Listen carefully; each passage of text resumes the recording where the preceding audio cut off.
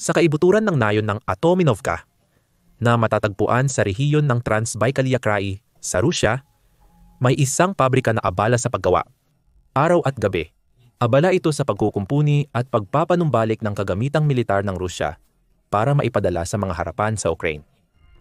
Binubuhay ba ng pabrikang ito ang artilyeriyan ng Rusya? Abala ba ito sa mga makabagong tangke ng Rusya na T-70M? Hindi alinman. Ang pasilidad ng Atominovka ay patunay kung gaano kabigo ang Rusya sa Ukraine. Inaayos nila ang mga sinaunang tangke na hindi na dapat ginagamit sa labanan ngayong 2025. Tingnan mo kung gaano kadesperado ang Rusya. Kinukuha na nila mula sa imbakan ang mga tangke noong dekada 60 habang bumabagsak ang kanilang opensiba sa buong Ukraine. Ayun yan sa Defense Express na nagulat noong Hunyo 28.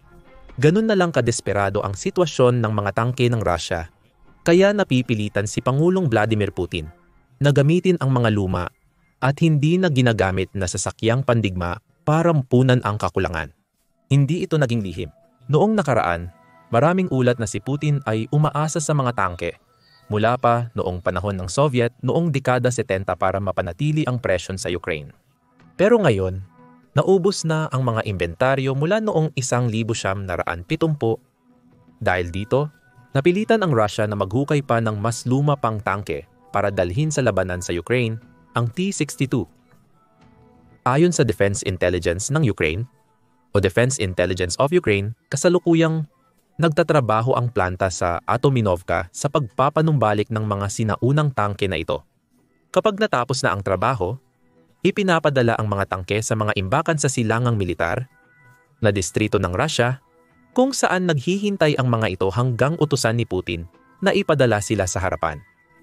Ayon sa DRU, napansin nila ang paglilipat ng 21 sa mga sinaunang tangke na ito papunta sa silangang militar na distrito noong Hunyo. 27 lang. At marami sa mga inilipat ay nasa hindi pa rin maayos na kondisyon. Pagkatapos ng lahat, ang pagkukumpuni ay may hangganan lang para sa mga tangke na ilang dekada nang nakaimbak sa labas na may kaunting pag-aalaga. Ayon sa DARU, ang ulat na inilathala ng organisasyon ay nagbigay ng dagdag na liwanag sa iniisip ni Putin. Gayunpaman, dahil sa matinding kakulangan ng mga makabagong pangunahing tangke gaya ng T-70M at T-72, P-3M, ang paggamit ng T-62 ay itinuturing na pansamantala ngunit sa pilitang solusyon. Sa madaling salita, ayaw ni Putin na paganahin ang isang pabrika sa isang malayong baryo sa Russia para buhayin muli ang mga lumang tangke. Napilitan siyang gawin ito dahil sa lawak ng pagkawala ng mga tangke ng Russia sa Ukraine na wala na siyang ibang pagpipilian. Babalikan natin ang puntong iyan mamaya sa video. Sa ngayon, may malaking imbakan ng T-62 ang Russia. Ayon sa Defense Express, ginawa ang tangke sa napakaraming bilang matapos itong ipakilala noong 1962 sa sandatahang lakas ng Soviet. Pagsapit ng 2012, may humigit kumulang 900 pa ring natitira ang Russia at nagamit na nila ito sa mga labanan sa loob ng Syria. Hindi rin sila bago sa digmaan sa Ukraine. Madalas nang umasa si Putin sa mga sinaunang T-62 noon pa. Noong Disyembre 2023 pa. Iniulat noon ng dating military analyst ng Forbes na si David Axe na pinagtatrabahuhan ng Russia na dalhin ang kanilang mga T-62 sa Ukraine. Noong panahong iyon, nagpapadala ang Russia ng mga tangke na may dagdag na armor at iba pang mga pagpapahusay tulad ng mine-clearing plows at modernong paningin. Ang ilan pa nga ay may explosive reactive armor blocks at anti-drone cages na parehong tahimik na pagkilala sa kakayahan ng Ukraine na sirain ang mga tangke ng Russia gamit ang mga rocket at drone. Pero sa kabila ng mga pagpapabuti na ito, ang sinaunang T-62s ay may pangunahing kahinaan. Kung may hindi magandang epekto ang mga dagdag na ito ay dahil ang lahat ng T-62s ay tila mayroon pa rin ang kanilang orihinal na 620 kabayo na diesel engine na mas mababa ang lakas kaysa sa kayang gawin ng makabagong makina ng tangke. Ang pinahusay na T-62 ay mas mabigat at mas mabagal na T-62 rin, ayon kay Axe noon. Kahit noong 2023, umabot na sa sukdulan ang pagkadesperado ni Putin, kaya handa na siyang magpadala ng mga tangke na parang mga madaling tamaan sa Ukraine. At patuloy niya itong ginagawa. noong Mayo 2024. Iniulat ng Defense Express na may mga naispatan na modernisadong T-62 sa Kharkiv Oblast ng Ukraine. Muli nakita ang reactive armor kasama ng mga panlaban sa drone. Isang buwan matapos nito, iniulat ng parehong outlet na muling naglabas ang Russia ng panibagong batch ng kanilang T-62s mula sa imbakan. Ayon sa Defense Express, ito raw ay posibleng senyales na nauubusan na ang Russia ng kanilang mas modernong pangunahing tangke sa labanan. Pagdating ng Enero 2025, iniulat ng militar ng Bulgaria na nakahanap ng bagong gamit ang Russia para sa kanilang T-62s. Sa halip na gamitin bilang pangunahing tangke sa labanan, inaalisan ng Russia ang T-62s ng halos lahat ng panloob na bahagi nito upang gawing mga armored infantry transport vehicle. Ang malinaw dito ay mayroong isang pattern. Nahihirapan ng Russia sa kanilang mga imbakan ng armas, kaya napipilitan si Putin na ilabas ang mga lumang tangke mula sa imbakan. Alam niya na hindi na ganong kapakipakinabang ang mga tangke na iyon, kaya inuutusan niya ang mga upgrade at sinusubukan niyang humanap ng ibang gamit para sa mga T-62 ng Russia. Pero wala sa mga iyon ang nakakatulong. Kung ang nangyayari sa Atominovka ay palatandaan, mukhang ubos na ang reserba ng Russia, ang mga T-62 na muling binuhay nito, at ngayon ay sinusubukan na lang nitong buhayin ang mga tira-tirang naiwan. Hindi iyon maganda para kay Putin. Kung ang pinakamagagandang T-62 na meron siya ay hindi nakapagbigay ng problema sa Ukraine, anong pag-asa pa ang mga tangke na dati nang inisip ng Russia na hindi sulit ayusin? Lumalabas na ang desperasyon ni Putin. At ang totoo, kahit ang pinakamagandang T-62 niya ay wala ring magawa sa Ukraine. Antik na ang tangke at isang mabilis na tingin lang sa mga detalye nito ay makikita mo na agad iyon. Napipilitan na ang Russia na gumamit ng tangke na matagal nang hindi akma para sa layunin sa Ukraine. Ayon sa Army Recognition, ang T-62 ay unang ginawa noong 1961 at nagkaroon ng mahabang panahon ng produksyon. Dahil dito, ipinagpatuloy ng Russia ang paggawa at pag-upgrade nito hanggang 1975. Ito ang naging kapalit ng Russia para sa T-55. At nagsilbi itong pangunahing tangke ng bansa sa malaking bahagi ng panahon ng Cold War. Pero bigyang pansin mo ang mga petsang iyon. Kahit ang pinakabagong T-62 ay 50 taon na ngayon.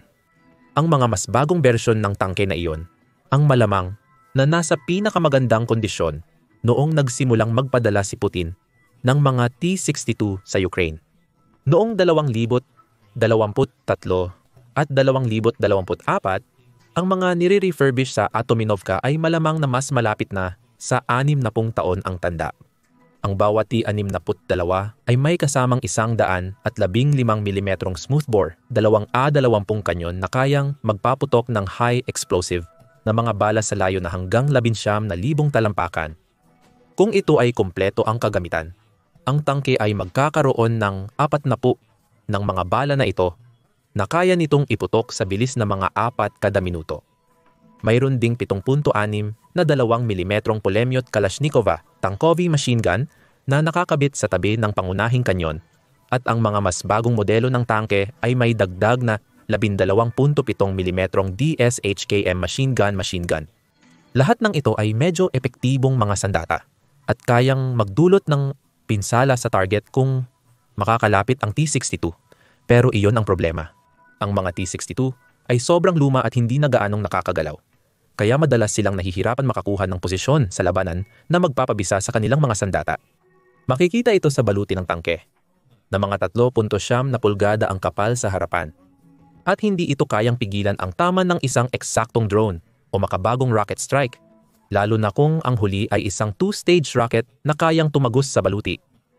Sinubukan ng Russia, natugunan ito sa pamamagitan ng paglalagay ng reactive armor sa ilan sa kanilang T-62, gaya ng nabanggit kanina. Pero ang paglalagay ng mga iyon ay lalo lang nagpapabagal sa tangke kaysa dati, na nagdudulot pa ng iba pang mga problema. Ngayon, ang T-62 ay pinapagana ng isang V55 V12 cylinder engine na kayang magbigay ng 580 horsepower. Bagamat mukhang kahanga-hanga iyon, ibig sabihin nito ay limitado lang ang tangke sa bilis na mga 30, 1 milya bawat oras sa medyo maikling distansya na 279 na milya. Siyempre, ang mga tangke, ayon sa disenyo, ay hindi talaga mabilis na sasakyan. Pero kapag nilagyan ng mga upgrade, ang T62 ay nauuwi sa mas mabagal na pagtakbo kaysa sa pinakamataas nitong bilis na 31 milya bawat oras. Muli, ginagawa itong madaling biktima para sa mga rocket at drone ng Ukraine. Ang meron dito ang Russia ay isang uri ng tangke na hindi na dapat umiiral pa. Dapat sana ay nag-invest ang Russia sa mas bagong mga tangke na may modernisadong armor, mas malalakas na armas, at mas makapangyarihang mga makina, at ginawa naman nila ito. Pero dito nagkakaroon ng problema si Putin. Ang mas modernong mga tangke ng Russia ay araw-araw na nasisira ng mga kontra-maneuver ng Ukraine. Kaya napipilitan siyang gumamit ng mga T-62 sa simula pa lang. Ganoon na lang ang pagkadesperado ng Russia na napipilitan silang magpadala ng mas mahihinang tangke para lang mapanatili ang ilusyon na mas marami silang puwersa sa lupa. Parang pinalitan mo ang tigre ng isang pusang bahay. Bagamat pareho silang hayop, hindi naman kayang pabagsakin ng maliit na pusang bahay ang malalaking hayop na kayang patumbahin ng tigre. Iyan ang realidad. Sa mga T-62s ng Russia, umaasa si Putin na mapapalitan ng mga sinaunang tangke ng Russia ang mas moderno at mas epektibong mga tangke, kahit alam niyang imposibleng mangyari iyon. At iyan ay nagdadala sa isang mahalagang tanong. Bakit mas marami ngayong nire-refurbish na T-62s ang Russia kaysa dati sa Atominovka? Sa totoo lang, ang malinaw na sagot ay malaki ang kakulangan ng Russia sa mga pangunahing tangke ng labanan sa ngayon. Kumpirmado iyan ng Defense Intelligence of Ukraine nang nabanggit sa kanilang ulat na ang pagbabalik ng Russia sa paggamit ng T-62 ay palatandaan na nasisira na ang mas moderno nilang mga pangunahing tangke ng labanan. Sa Ukraine, ang mahalaga ay mapanatili ang bilang. Ang buong estratehiya ni Putin ay umiikot sa pagdodomina sa Ukraine gamit ang mas marami sa lahat. Mas maraming tao, mas maraming kagamitan, mas maraming tangke. Para sa leader ng Russia, halos hindi mahalaga na ang T-62 ay halos walang silbi sa Ukraine. Ang mahalagang salita dito ay halos. Hindi pwedeng maging kampante ang Ukraine sa mga T-62 ng Russia. Kung babaliwalain nila ito, maaari pa ring makapinsala ang mga tangke kung makalapit sila sa isang kuta ng Ukraine. Kaya, tulad ng bawat ibang tangke na inilalabas ng Russia, kailangang wasakin ng Ukraine ang mga T-62. Ibig sabihin nito ay paggamit ng mga drone, rocket at mga mina na siyang eksaktong gusto ni Putin. Ang mga T-62 niya ay hindi nasa Ukraine para manira. Nasa Ukraine ang mga ito para sumipsip ng mas maraming bala hanggat maaari habang pinananatili ni Putin ang kanyang kalamangan sa bilang. At kailangan ni Putin ang mga tangke na ito. Mula nang sinimulan niya ang kanyang pananakop noong Pebrero 2022 hanggang Hunyo 29, nawalan na ang Russia ng nakakagulat na 10,980 na mga tangke. 4 sa mga iyon ay nawasak noong Hunyo 29 lamang ayon sa Ministry of Finance ng Ukraine. Ang mabilisang pagkwenta ay nagsasabi sa atin na ang digmaan sa Ukraine ay tumatakbo na ng mahigit 39 na buwan. Kung hahatiin natin ang 10,980 at 80 sa 39, makakakuha tayo ng buwan ng pagkawala na 281. Hindi malayo iyan sa 10 tangke bawat araw sa buong digmaan sa Ukraine. Hindi na nakapagtataka kung bakit mas lalo pang umaasa si Putin sa kanyang mga lumang tangke. Hindi kayang panatilihin ang ganitong uri ng mga pagkalugi. At nagiging malinaw na halos naubos na ng Russia ang mga mas moderno nitong tangke. Kaya't ang natitira na lang ay mga sinaunang tangke tulad ng T-62 na ginagamit nila sa Ukraine. Sa unang tingin, ganyan ang lumalabas na itsura ng lahat. At kahit na totoo ngang napakalaki ng bilang ng mga tangke ng Russia na nawawala, kaya't ito ang pangunahing dahilan kung bakit pinapaayos ni Putin ang mas marami pang T-62. Mas malalim pa ang mga problema ng mga tangke ng Russia. Mas malalim pa. Ngayon, pag-isipan natin sandali ang paggawa ng mga tangke. Noong Mayo 31, naglabas ang National Security Journal ng isang artikulo kung saan sinabi nitong nawalan na ang Russia ng 3,000 tangke sa digmaan sa Ukraine at nahihirapan itong paliitan ng mga ito. Agad-agad, may pagkakaiba sa bilang na ito at sa ibinigay ng Ministry of Finance ng Ukraine. Ang malamang na dahilan nito ay kumpirmado ang bilang na 3,700 ang mga nawalang tangke na natuklasan sa pamamagitan ng satellite imagery at mga katulad na paraan, ang bilang ng Ukraine ay batay sa kung ano ang pinaniniwalaan nilang kanilang nawasak. Malamang na ang totoong bilang ay nasa gitna, pero hindi iyon ang mahalaga. Kahit ano paman ang totoong bilang, sinasabi ng journal na may artikulo noong 2024 na nagsasabing 2024 ayon sa ulat ng produksyon sa planta ng Uralbagansavod ng Russia, ang pasilidad ay gumagawa ng humigit kumulang 200 T-72B at T-72B isa pangunahing tangke ng labanan bawat taon. Ang mga ito ay mga lumang tangke rin at malamang na ina-upgrade papuntang T-72-23S. Pero hindi na maganda ang mga numero. Dagdag pa rito, ayon sa ulat, ang Russia ay gumagawa ng pagitan ng 60 at 80 bagong T-70M bawat taon pagsapit ng katapusan ng 2024. Pinagsama, umaabot ito sa pagitan ng 260 at 280 bago o nire-refurbish na mga tangke taon-taon. Iyan ay halos katumbas ng bilang ng mga tangke na nawawala sa Russia bawat buwan, kung paniniwalaan ang Ministry of Finance ng Ukraine. Kahit na gamitin ang mas konserbatibong tantiya na 3,700 o higit pang mga tangke ng Russia ang nawala, malapit pa rin iyon sa 1,000 bawat taon. Sa panahon na ang paggawa ng Russia ay halos isang kapat lang, nang ganoon karami ang napapalitan. Malalim na ang desperasyon, gaya ng sinabi ng DRU ng Ukraine, nire-refurbish ni Putin ang mga T-62 dahil wala na siyang ibang pagpipilian. Hindi makasabay ang produksyon ng Russia sa laki ng kanilang mga nalulugi. At ayon sa journal, hindi magbabago ang sitwasyong iyon. Dahil sa mga parusa ng kanluran, lalo nang nahihirapan ang Russia na makakuha ng mga kinakailangang resources, production inputs, at piyesa para makagawa ng mas modernong mga tangke ng labanan. Ang kakulangan ng mga materyales na iyon ang pangunahing dahilan kung bakit napakabagal ng produksyon ng tangke ng Russia at hindi nito kayang mapunan ang mga nalulugi nila sa labanan. Ipinapakita rin nito kung bakit umaasa na ngayon si Putin sa mga T-62. Hindi magiging problema ang kakulangan ng makabagong materyales at piyesa kung mga sinaunang tangke ang ginagamit na hindi nangangailangan ng mga iyon. Sa halip, ginagamit ni Putin ang mga pasilidad tulad ng nasa Atominovka para kalasin at gamitin ang mga pinakabulok niyang T-62. Kaya nagagawang ayusin ng Russia ang unti-unting nauubos na bilang ng mga tangkeng ito na kahit papaano ay kaya pang gamitin sa Ukraine. Isang paraan ito na hindi magtatagal magpakailanman. Hindi na gumagawa ang Russia ng mga bagong T-62. 50 taon na silang hindi gumagawa nito.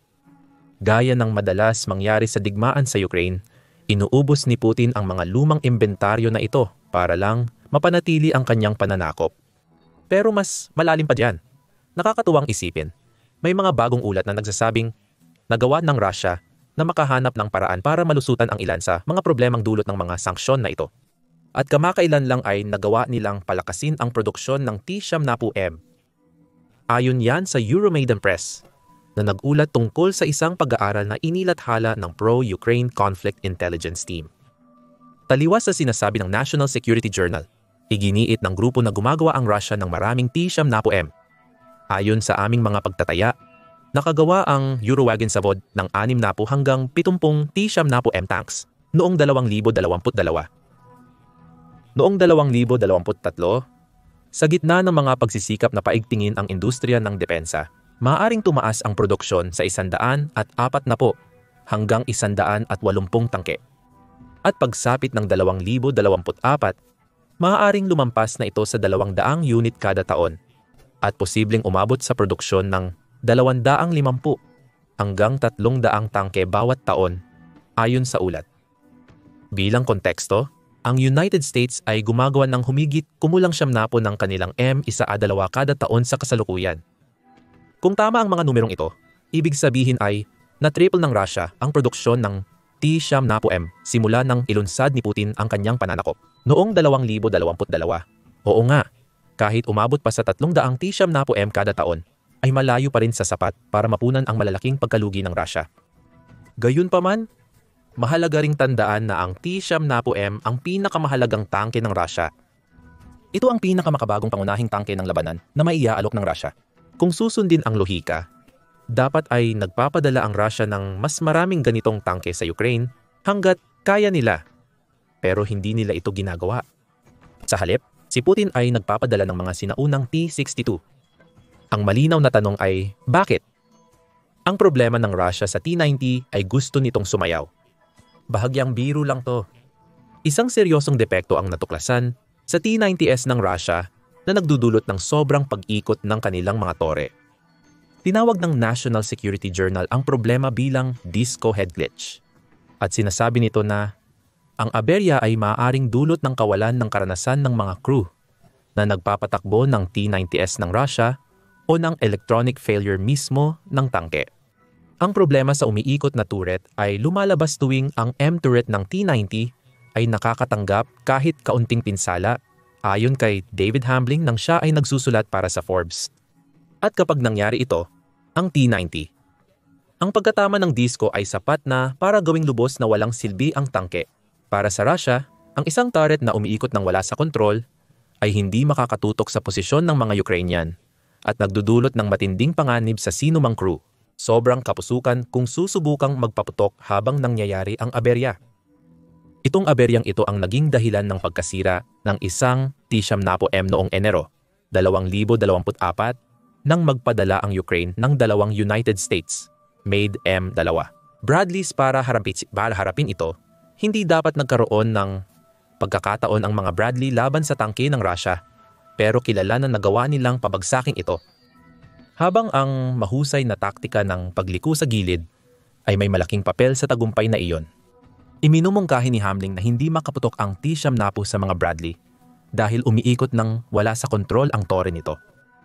Ang aberyang ito sa tinatawag ni Putin na pinakamahusay na tangke sa mundo ay maaaring magbigay sa atin ng higit pang pananaw kung bakit nagpapadala ang Russia ng T-62 sa Ukraine ngayon. Una, gusto ni Putin na maiwasan ang kahihiyan. Kung ang T-90M ang itinuturing na hiyas ng Russia pagdating sa mga tangke, hindi ito dapat makita na nagkakaroon ng ganitong kalaking aberya sa labanan. Kaya gumagawa ang Russia ng mas maraming ganitong mga tangke hanggat maaari at pagkatapos ay inilalagay ito sa imbakan, malamang umaasa na maayos nila ang aberya sa hinaharap. Pangalawa, may isyu tungkol sa pagiging maaasahan nito. Sa kabila ng maraming kapintasan ng T-62, sa konteksto ng makabagong digmaan, ito ay maaasahan pa rin. Ang tangke ay wala halos gaanong komplikadong elektronikong sistema kumpara sa T-90M.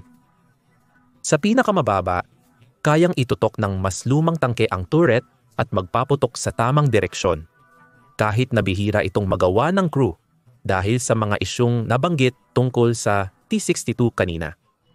At iyan ang sitwasyong kinakaharap ngayon ng Rusya. Mayroon itong T-90 miss. Mukhang gumagawa pa nga sila ng mas marami nito. Pero hindi nila kayang isugal na ipadala ang mga ito sa Ukraine. Hindi dahil natatakot si Putin na mawala ang mga ito, kundi dahil hindi niya mapagkakatiwalaan na magagawa ng mga ito ang dapat nilang gawin. Marahil kaya sinabi ng DRU ng Ukraine na pansamantala lang ang desperadong paggamit ng T-62. Sinusubukan ng Russia na lutasin ang problema nito sa T-90M at ginagamit nila ang T-62s bilang pambala sa kanyon hanggang sa mapatino nila ang tinatawag nilang elite na tangke. Hindi pa natin alam kung gaano katagal ang pansamantalang ito. Pero habang patuloy na ginagamit ng Russia ang mga lumang T-62s sa Ukraine, mahina ang proteksyon ng kanilang mga sundalo at hindi rin sila kayang magdulot ng kasing laking pinsala kumpara kung nasa mas modernong mga tangke sila. Hindi iyon maganda para kay Putin.